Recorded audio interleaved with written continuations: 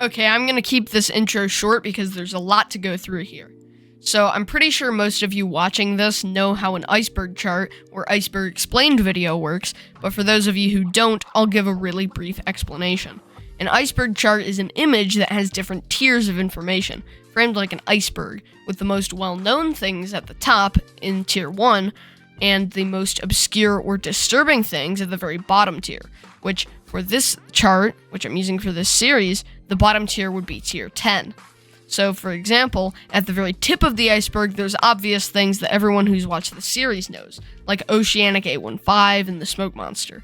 And at tier 10, there's the craziest fan theories and trivia about the show that almost no one has heard of, such as Jacob actually being Aaron, or Ben's magic box actually existing. I would also like to mention that this video and the subsequent videos in the series are all inspired by both Wendigoon and Lost Explained on YouTube. Their channels are linked below, and I highly recommend you check them out if you enjoy content like this. That being said, let's get to the first tier. Oceanic 815. Oceanic 815 is in reference to the plane that crashes in the very first episode of Lost, that being Oceanic Airlines Flight 815. The plane crash is seen from several different angles throughout the show, mostly in flashbacks, like in Season 3, Episode 1, A Tale of Two Cities. However, in the Flash Sideways world, which is shown in Season 6, the plane actually lands safely at LAX. This doesn't tie into the show or anything, but I'd also like to point out that this is where the numbers in my username, Goff815, come from. 4, 8, 15, 16, 23, 42. These are the numbers that Hurley Reyes uses to win the lottery, bringing him bad luck throughout the rest of the show. Along with this, the numbers are the core numerical values of the Valenzetti equation, which we'll discuss in Tier 2. In short, the Valenzetti equation is the main reason that the Dharma Initiative chose the numbers to be the code that has to be entered into the computer every 108 minutes at the Swan Station. The writers have confirmed in interviews and on podcasts the reason for each number, so I'll go through those now. 4 was the number of years that John Locke, my personal favorite character, was in a wheelchair for before coming to the island. 8 and 15 are both in reference to Oceanic Flight 815, which we've already talked about. 16 is the number of years that Danielle Rousseau was on the island before the main characters arrived. 23 is in reference to the amount of money that would be awarded to anyone with information about Kate Austin's criminal activity, that being $23,000. And finally, 42 is not in reference to anything within the world of the show, but rather, it's a simple reference to The Hitchhiker's Guide to the Galaxy, a book wherein a computer states that the answer to the ultimate question of life, the universe, and everything is just the number 42. Ajira 316, much like Oceanic 815, is the name of another flight that crashed on the island, this one being the flight that brought the main characters who had left back to the island. One of my favorite parts about Ajira Airways Flight 316 is the line that Frank J. Lapidus says to Jack when he sees the other passengers of the flight. Wait a second. We're not going to Guam, are we? Rousseau's Expedition. Rousseau's Expedition is in reference to Danielle Rousseau in 1987 sailing off into the ocean for the purpose of scientific research along with 5 other scientists. During a storm, they shipwrecked on the island, and the story went on from there. Lostpedia. Lostpedia is a Wikipedia source dedicated to everything Lost related. The theories that we'll be looking at in later tiers don't have much or any documentation on Lostpedia, but the more well-known things about Lost are documented quite well on there. I'll leave a link to the website down in the description if you want to check out the whole timeline of the show or anything else about Lost.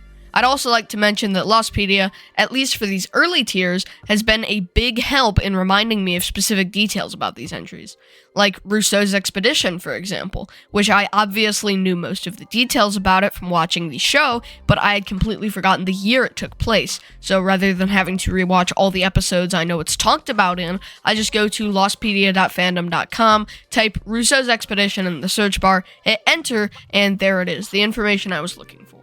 Obviously, this series is more in-depth than just reading a Lostpedia article, but like I've said earlier, it helps with the more mainstream entries on the chart. Smoke Monster. The smoke monster is one of the forms of the Man in Black, Jacob's brother. The Man in Black became the smoke monster after Jacob tossed him into the heart of the island, as seen in Season 6, Episode 15, Across the Sea. There's a lot more to unpack with the smoke monster, such as how he can take on the form of any dead body on the island, but I think that's a good enough general description, especially considering you guys know a lot of the entries on this first tier just from watching the show. Ending meaning. Alright, I'm gonna rant for a bit here. So, when everyone time traveled back to 1977 in the show, and Jack detonated the hydrogen bomb, those changes he made came into the real world, just a different version of it. He destroys the island that caused his plane to crash only before it crashed. Therefore, in the present day, after the hydrogen bomb has detonated, his flight will have landed safely at LAX. The only problem with this is, when Jack detonates the hydrogen bomb, that only affects one timeline, the Flash Sideways world. After the hydrogen bomb is detonated, he's back in the normal world, where the island is still there and he is still on the island. So, when he dies, he goes to the Flash Sideways world, a copy of the real world, but where everything is great, and it's basically just a waiting room for heaven. After everyone dies, they meet at a church, and when they're ready, they all move forward into heaven together. Somehow, the majority of people who watched the show misinterpreted the ending and thought that the main characters were just dead the whole time, which is absolutely not true, and it makes me quite frustrated to see this misinterpretation being treated as fact, especially when the ending of the show is something such more impactful and meaningful than the misunderstood version of it. Lost Missing Pieces. Lost Missing Pieces was a series of 13 short mobisodes to fill in the gaps in the first 3 seasons. I've watched all of these, and they're definitely nothing groundbreaking, but I find them all pretty neat. I'll leave a link in the description to watch all the missing pieces for free on YouTube if you have any interest in doing that. My favorite mobisode of the 13 is the final one, titled So It Begins, which just shows the Man in Black taking on the appearance of Christian Shepherd and telling Vincent to go wake up Jack in the bamboo forest, which takes place right before the opening of the pilot episode. Lost mobisodes. This is in reference to the aforementioned Lost Missing Pieces series. I'm not sure why the creator of this chart felt the need to put it on here twice, but oh well, moving on. Walt was manifesting the unusual things. Walt manifested a polar bear from the comic book he was reading at one point during the show, and in flashbacks from Season 1, he caused a bird to crash into the window and die when he got mad once. I believe this entry is in reference to a theory that every single supernatural occurrence was caused by Walt, but I don't think that theory is true. Todos nos vamos al infierno. Todos nos vamos al infierno is a Spanish phrase that roughly translates to, we are all going to hell. The way this ties into Lost is through Season 6, Episode 9, Ab Eterno, where Hurley tells Richard what his ghost wife is saying, that if Richard doesn't stop the Man in Black, then, well, the title of this entry, I'm not going to say it again, I already butchered it twice. Basically meaning that everyone will eternally suffer if the Man in Black is not defeated. S glitch in opening intro. Famously, in the 3D title card intro for Lost, the letter S has a glitch in it for just a split second. I'll play it for you now, and we'll see if you can spot it.